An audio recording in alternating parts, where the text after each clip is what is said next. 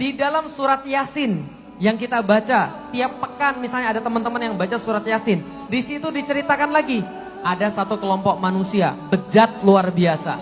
Saking bejatnya teman-teman sekalian, diutus satu nabi, dua nabi nggak cukup, diutus tiga. Diutus berapa? Tiga. Padahal pas Fir'aun jahat banget itu, tahu Fir'aun teman-teman sekalian? Tahu. Fir'aun itu diutus berapa nabi ke situ? Dua, Musa, Harun. Tapi ini saking bejatnya, nggak diutus satu nabi, dua nabi, tiga nabi diutus pada kaum tadi. Untuk supaya mereka bertaubat dan kembali kepada Allah. Ini nabi tiga diutus pada orang-orang ini nggak ngaruh sama sekali. Omongannya mentah, omongannya nggak didengerin, sama sekali nggak direken pokoknya. Malah dibully, malah diolok-olok. Mereka bilang, nabi tiga ini pergi aja lah, bawa sial aja. Kamu itu datang kepada kami, bawa sial, tahu nggak? Sebelum kamu datang, kami panen banyak. Sebelum kamu datang, kami kalau mancing banyak. Pas kamu datang, sial. Kami nggak punya ikan lagi, kami nggak punya bahan pertanian lagi. Gara-gara kalian datang. Kalau zaman sekarang, kalian itu pergi aja. Lah kenapa? Kalian tuh radikal, ekstremis, intoleran, anti NKRI, anti Pancasila, paham tuh sekalian? Nah, semua begitu terjadi. Ketika kemudian tiga rasul ini, tiga nabi ini nggak bisa kemudian untuk berbuat apa-apa, Allah ceritakan di dalam Al-Quran, waja'a min aqsal madinati rajulu yas'a, dan datang dari aqsal Madinah. Aqsa itu artinya yang paling jauh.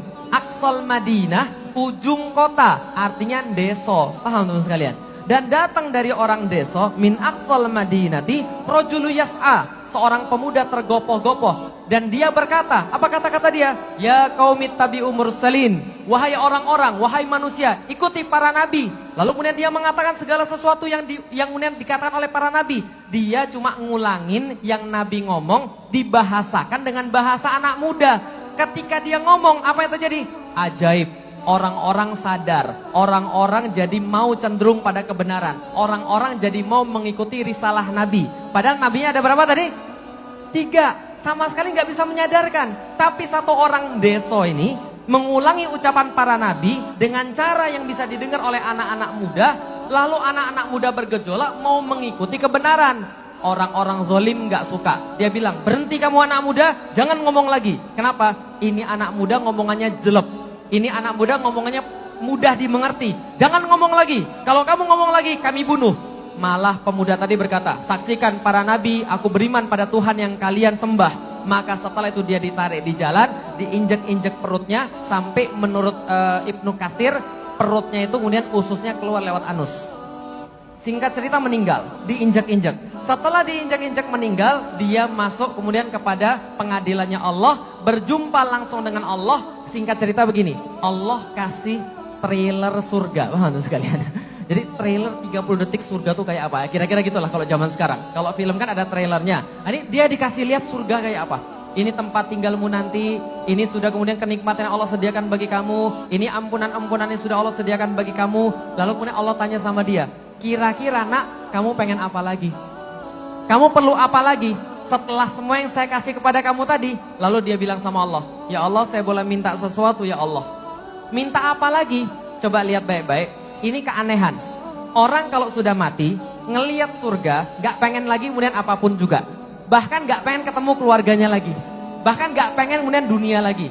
Ketika ini orang ditanya, kamu mau apa lagi selain surga dan ampunan yang saya ceritakan, yang sudah saya kemudian kasih lihat tadi? Dia bilang ini, ya Allah, boleh gak saya balik lagi ke balik lagi ke dunia? Boleh gak saya balik lagi ke dunia? Untuk apa? Supaya saya bisa ngasih tahu pada orang-orang yang nginjek-nginjek saya sampai mati, bima ghafaroli robbi wa ja'alani minal mukramin. Karena apa aku bisa mendapatkan ampunanmu ya Allah, dan engkau jadikan aku mulia banget bisa dapat surga. Coba lihat, ini orang gak punya ilmu, gak punya apa-apa, cuma ngulangi ucapan para nabi, cuma sharing. Kalau zaman sekarang sharing, kemudian WhatsApp dakwah yang baik, cuma reshare, regram yang bagus, cuma YouTube kemudian di like, di share pada orang lain, dia dapat ampunan Allah dan dia dapat kemudian kemuliaan daripada Allah. Kenapa? Suka sharing dakwah, Suka kemudian untuk mempermudah dakwah, bikinin panggung buat para asatidz, nyiapin kemudian sound system yang bagus, nyuting, dengerin dan segala macam. Itu sudah termasuk bagian daripada dakwah. Orang ini dapat pahala luar biasa dan para nabi iri dengan anak muda ini.